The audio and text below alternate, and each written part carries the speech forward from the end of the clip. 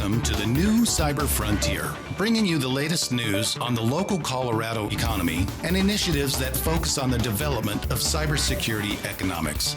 You don't have to be a computer or cybersecurity expert to get plugged in. Your host, Chris Gorog, brings it straightforward, asks the tough questions, and brings the cyber world to a level of understanding for everyone.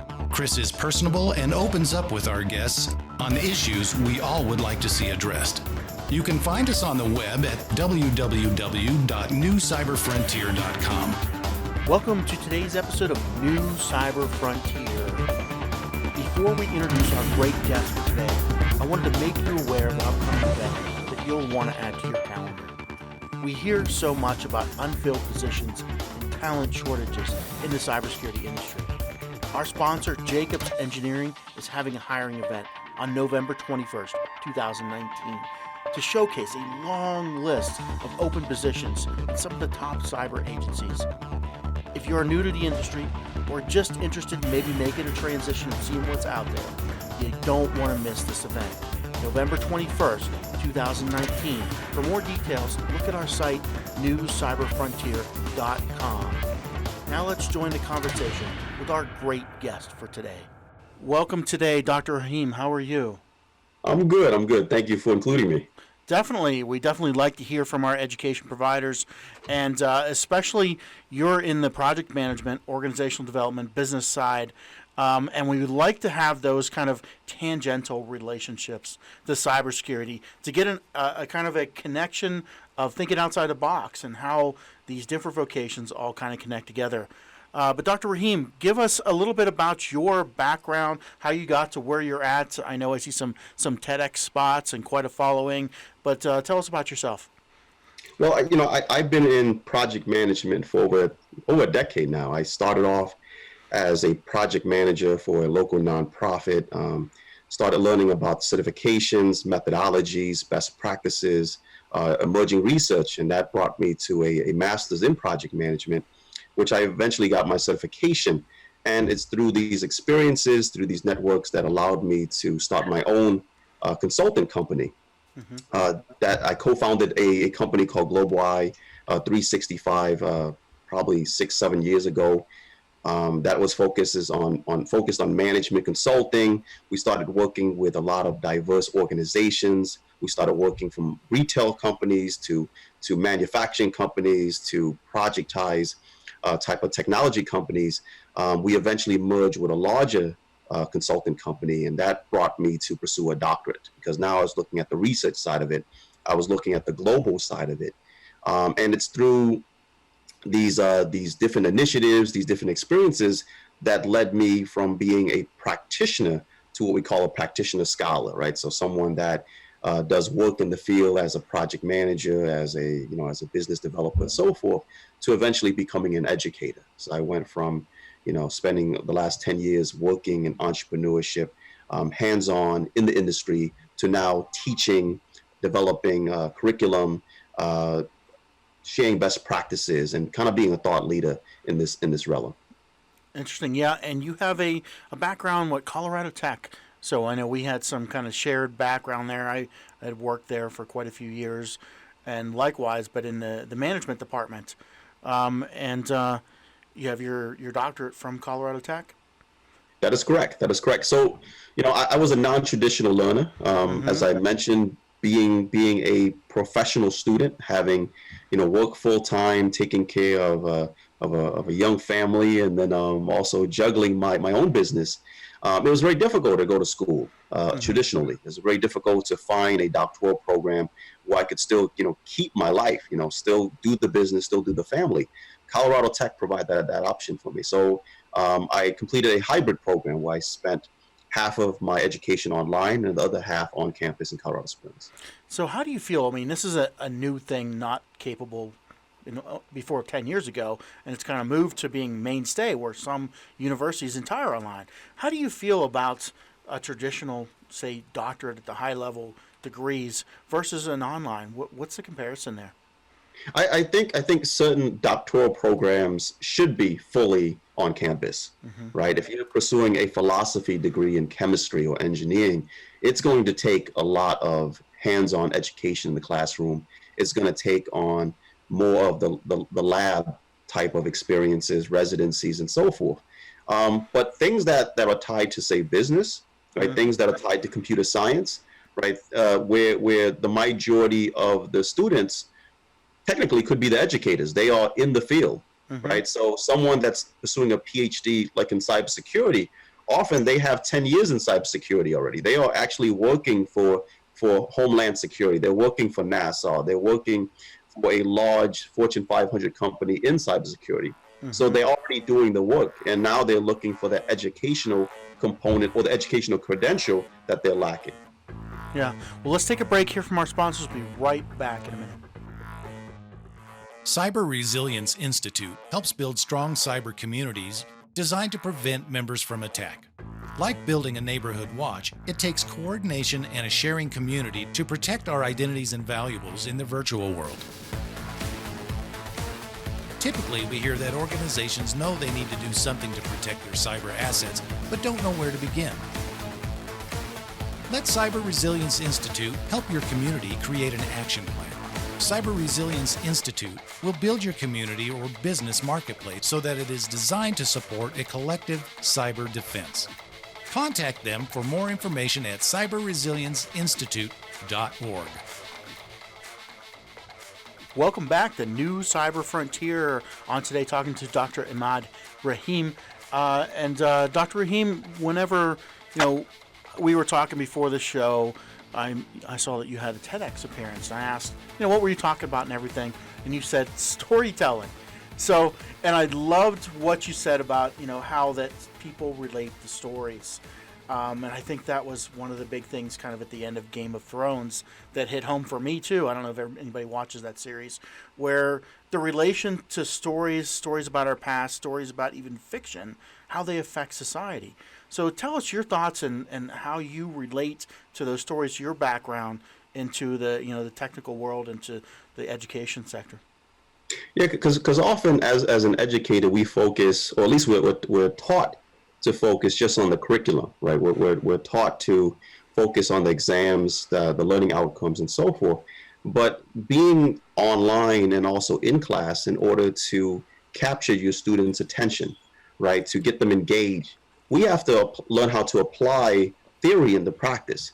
So we can't spend, the next 8 hours or 4 or 5 hours, whatever type of classroom setup you have, just talking about the curriculum. Students want to know how you have applied what you have learned into the real world, right? So that's where storytelling comes from, right? I think the best professors I've had and the best professors that students have in regards to their surveys often are great storytellers. They get in the classroom, whether it's an online lecture or it's actually on campus, that they share real life experience, that they walk students from point A all the way to point B, right? This is my background, this is how this methodology applied, and this is how I used it at Pfizer, this is how I used it at HP, this is how I use it at Microsoft. And when students can see that, they can gravitate towards that. They can put themselves in that person's shoes. They can see how this application, how this tool, how this methodology actually applies, right? So we're not talking it from a theory perspective, right? But now we're talking it from a ground level perspective. And I think that's more powerful for students. So if you are a great storyteller and you can combine it with theory, you can combine it with research, then you become an exceptional, a very high level educator. That's interesting. So if we think the traditional teacher who is academic all their career, goes through a doctorate and then starts teaching, gets a tenure track or whatever, versus somebody from industry, what is the best balance that you see with staffing an organization, your universities, for that kind of mix?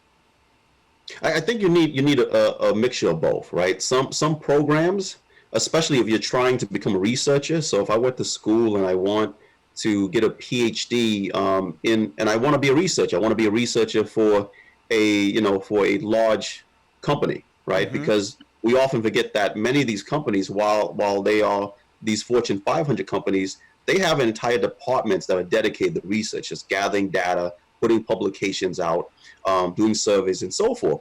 So in that aspect, you definitely want to be in a program and a school that focuses heavily on research. It's going to teach you both qualitative and quantitative research perspectives and tools.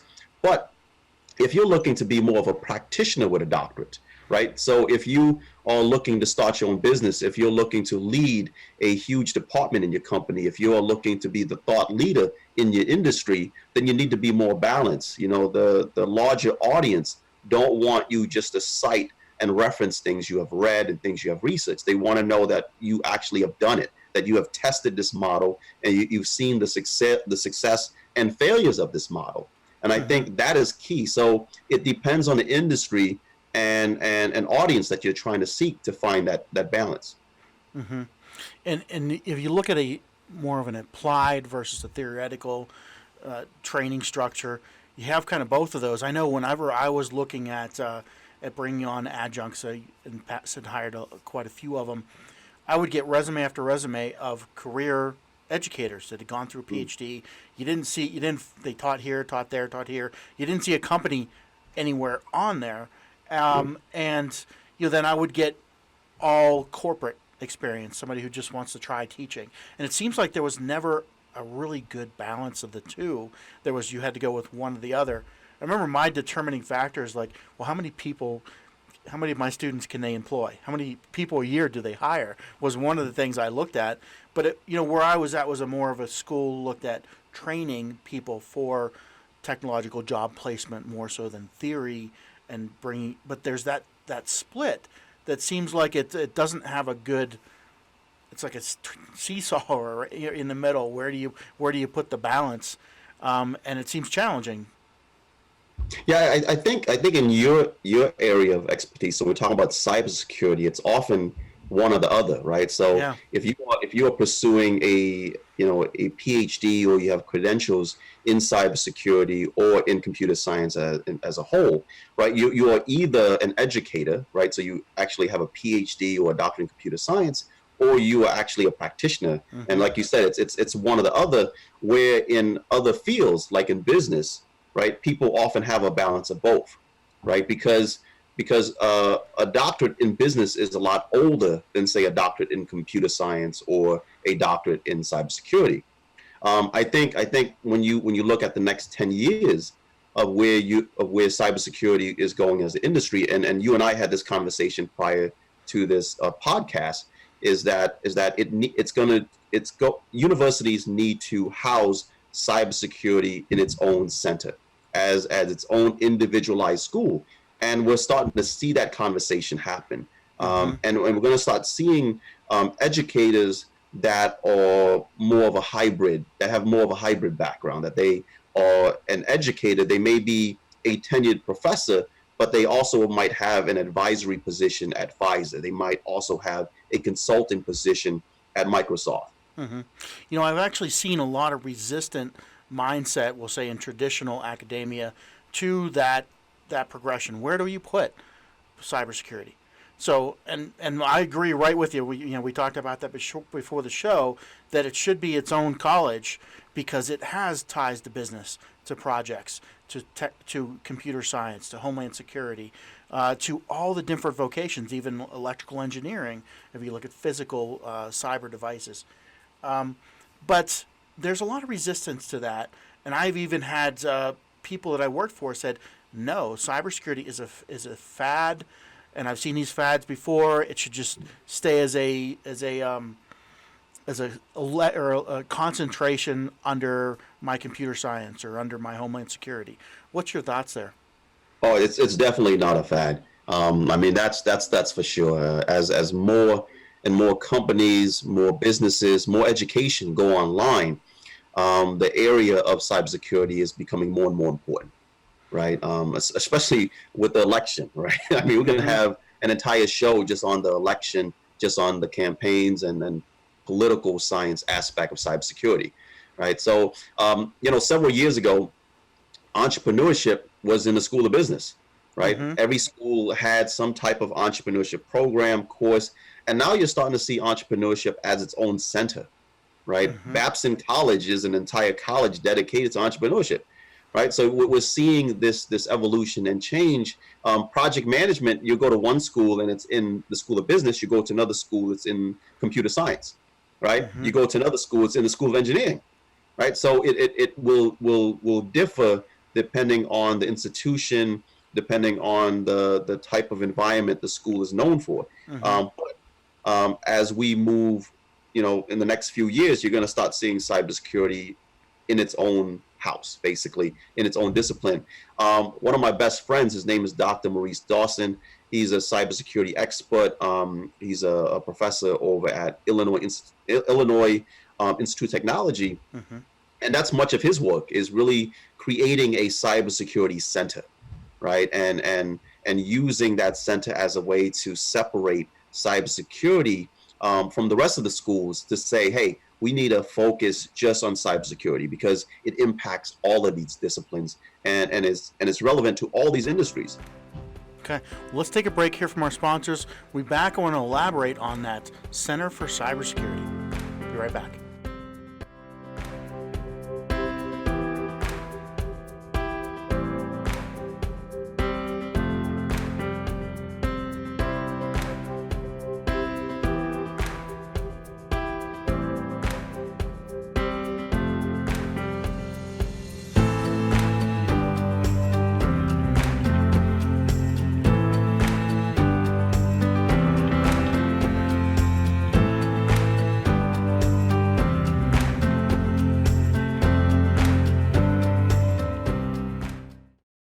Murray Security Services are your cybersecurity experts with decades of experience providing professional training services for our clients in various industries.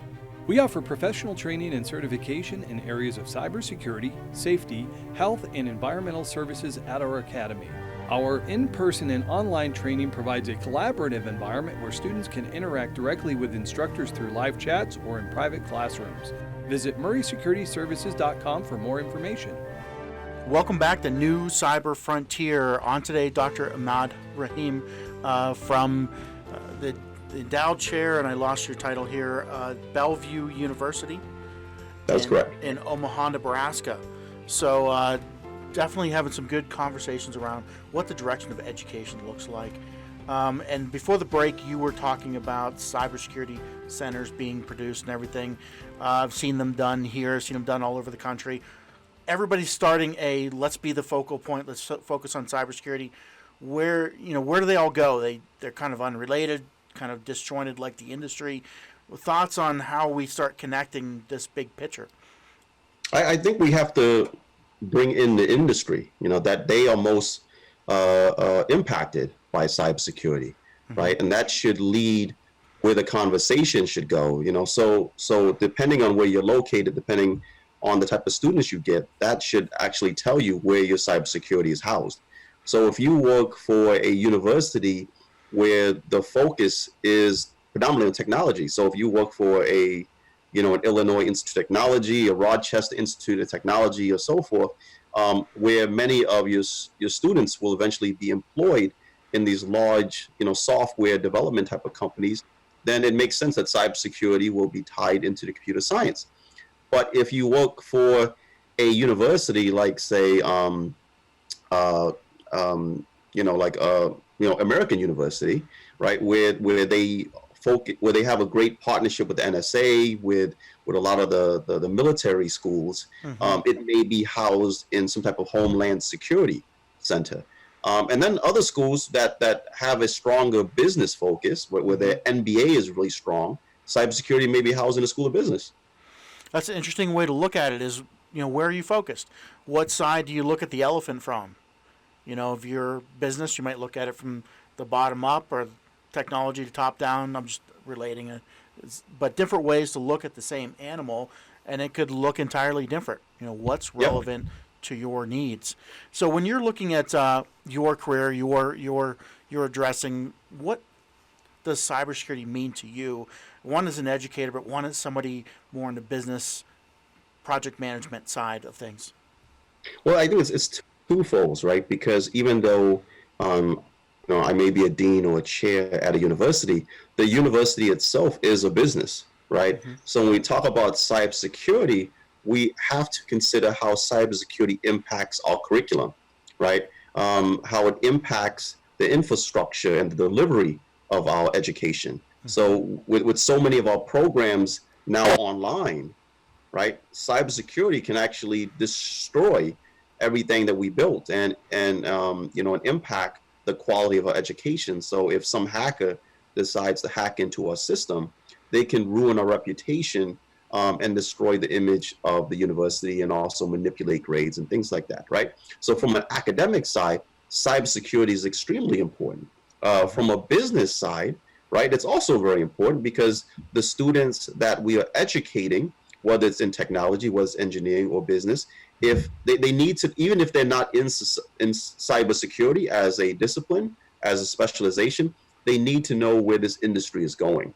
Because if you become the CEO of a company, you definitely need to know what's happening inside cybersecurity and how it impacts your industry. If you're a business developer, if you are a project manager, or even if you're in the construction industry, I think cybersecurity is at this point where it needs to be sprinkled in every type of discipline, even in the arts, because I think it's people need to be aware of how it impacts what they will do, how it impacts their industry, how it impacts their university, and so forth.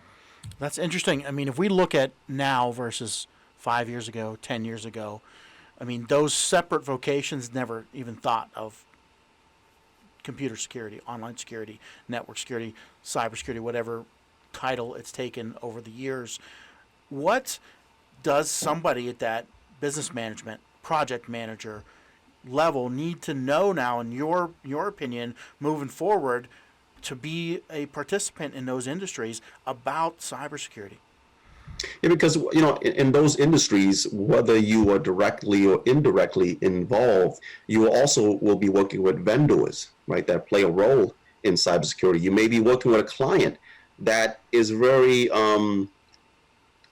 scared about cybersecurity, right? So if a client came to you, while you may not be in the cybersecurity industry or have a cybersecurity background, a client may come to you and say, listen, I want to work with your company, but I am very concerned in how you manage cybersecurity because this make or break my project. So you just can't say, well, I'm a project manager and that is out of my, specialization. They don't want to hear that. They want to hear, while you don't specialize it, you need to know, you need to be aware of it. You need to know what's happening. You need to have somebody in the company that specializes in. So you can be able to tell your client, listen, that's not necessarily my background, but I have someone that is an expert in cybersecurity. Or my company is moving into partnering with these type of cybersecurity experts to make sure that our infrastructure, to make sure our technology is secured, right? So you need to be able to be aware of those emerging trends that's happening in this industry. You need to be aware of the issues and problems that are happening in cybersecurity that ties to your business. And you need to be able to say, I have these solutions at play, or I have these experts in my company that could answer your question. So you might not need to be versed in how it all works, but at least know who our resources are, how to get a hold of it, and what some of the terms and jargon means that are tangential to my project. Exactly. Even when you look at, say, like the business industry, right? When you look at traditional MBA programs, you're starting to see that MBA programs have a lot more soft skills, added into their curriculum. That's something that was not available, 8-9 years ago. It wasn't until the fall of Enron where more and more schools realized we need to put more ethics type of curriculum, right? We need to put more ethics, business ethics into law, into leadership, into finance, right? So I think cybersecurity will eventually fall in that same category because it ties to all those things. Interesting. And a question for you around the business and project management side is when we look at quality, those are usually things that are more on the business side, but are becoming things that are very related and implemented by cybersecurity. What type of relation do you see? Because I've heard people from some of the top business schools in the country say that quality is a how'd they put it? it's a non-rewarding investment, or it's an investment that you don't get anything out of. So you focus on other aspects, but and you won't see it mainstay very many places. Six Sigma's become important only in certain industries that want to define themselves there. But what do you think about that relation, thinking of quality in business and how important it is, and how that relates now? Cybersecurity is the thing that might enable that quality control. I think that's the wrong approach in regards to looking at investment in quality. I think quality is critical. It's important to every aspect of your business. It's vital to your branding and marketing. If your organization or product is not known for quality, it will eventually go out of business, right? So I think that's a wrong way of looking at it. Universities, businesses, government agencies, they should all dedicate a good chunk of their budget to improving quality. General Electric was once known for quality, was once known for Six Sigma. I mean, Jack Welch was known as Sigma Jack, right? And it's because of that Six Sigma TQM type of focus allowed them to be, one of the biggest leaders in the industry. The reason why Toyota is because of TQM, because of Deming, right? So I think universities and organizations need to realize the importance of quality, and quality is, causes a ripple effect, right? You can't talk about quality without talking about risk, right? If risk increases, quality decreases. If quality increases, risk decreases, right? That's a common project management type of perspective, right? If you don't manage quality correctly, then your risk and threats increases, right? Which means that most likely your budget's going to go over because you're spending all this money and time dealing with risk, right? Because your quality is not there. So if you focus heavily on the quality, often it would decrease and improve those other things, right? I think cybersecurity is the same thing. If you're just investing the bare minimum in cybersecurity, well, there's going to be a good chance you're going to get hacked, right? There's going to be a good chance you're going to have cyber issues with your technology, with your infrastructure. I mean, you and I, and also your listeners, we would not invest our money in a bank that is doing little in cybersecurity. Well, we know that banks are being hacked left and right. Our data is being traded, as equity, as a way to share our information and use it against us. So, cybersecurity is the biggest conversation we're having here, especially when it comes to election. So I think we need to focus on quality, especially when we're talking about our information and our data. Yeah, and that's kind of the connection I was making there, is cybersecurity is all about risk and the management and reduction of risk, which is inversely or directly related to quality, or inversely. You reduce the risk, you improve the quality. And quality is usually a business focus. So the connection is that cybersecurity really is, in the technological era, the piece that implements quality.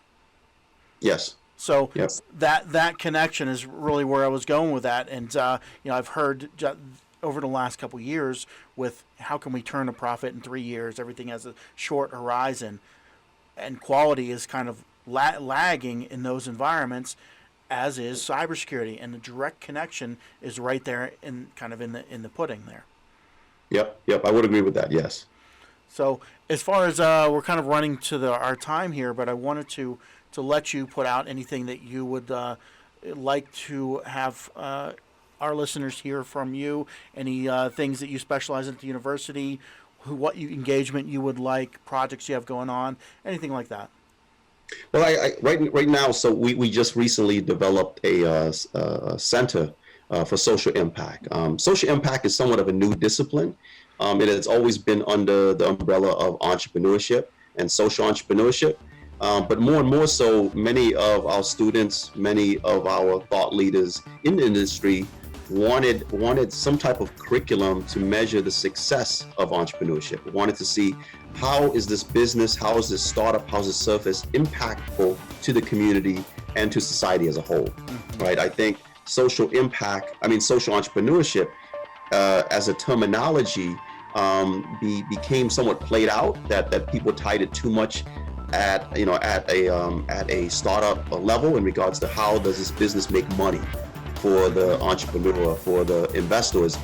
So a lot of our students and a lot of our advisory boards have said, can you do more of a focus on how it's impactful to society and the community as a whole? So that's what I'm working on now as a Dean of Social Impact at Claremont Lincoln University.